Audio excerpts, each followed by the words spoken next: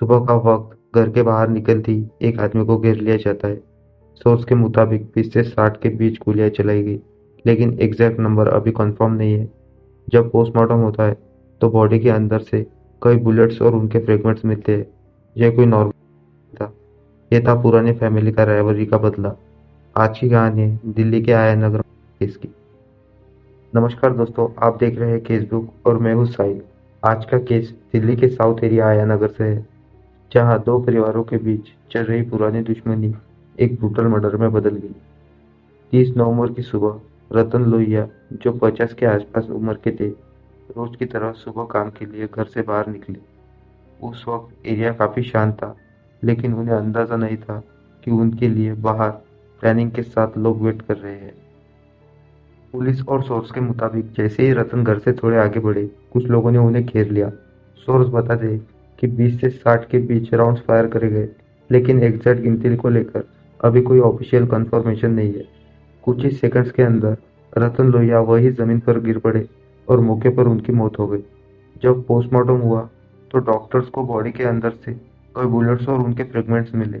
इसी वजह से यह माना जा रहा है कि फायरिंग क्लोज रेंज से हुई है और काफी ब्रूटल तरीके से उन्हें मारा गया। सोर्स के मुताबिक सीसीटीवी फुटेज में एक कार सुबह से ही एरिया के आसपास खड़ी दिखाई देती है। कार के नंबर प्लेट्स जानबूझकर कवर या रिमूव करे गए थे। इससे ये क्लियर होता है कि यह अटैक अचानक नहीं, बल्कि पहले से ही प्लान किया गया था। इस मर्डर के पीछे एक पुरानी फैमिली दुश्मनी का एंगल सामने आ रहा है।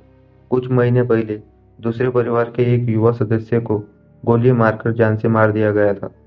उस केस में रतन के बड़े बेटे को अरेस्ट किया गया और वह अभी जुडिशियल कस्टडी में है।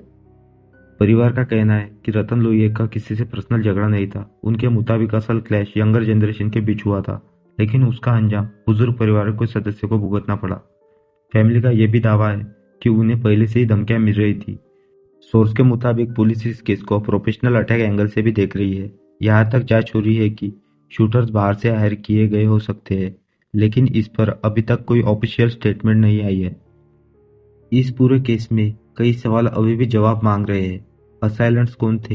एग्जैक्ट प्लानिंग किसने की? फैमिली राइवलरी के अलावा क्या कोई और मोटिव था? इन सब का जवाब पुलिस इन्वेस्टिगेशन के बाद ही पता चलेगा। आया नगर का ये केस हमें ये सोचने पर मजबूर कर देता है कि जब पुरानी दुश्मनी, ईगो और बदला लिमिट क्रॉस कर जाए तो उसका नतीजा सिर्फ बर्बादी होता है। आप इस पूरे केस के बारे में क्या सोचते हैं? क्या यह सिर्फ फैमिली राइवलरी थी या इसके पीछे कोई गहरी साजिश? अपनी राय कमेंट्स में ज़रूर लिखें, और अगर आपको ऐसे ही रियल और डिटेल ट्रू क्राइम केसेस पसंद है तो केस बुक को सब्सक्राइब करें, वीडियो को लाइक करें और शेयर करें ताकि ये कहानी और लोगों तक पहुंच सके। मैं हूँ साहिद, मिलते हैं अगले केस में। तब तक के लिए सुरक्षित रहिए। जय हिंद।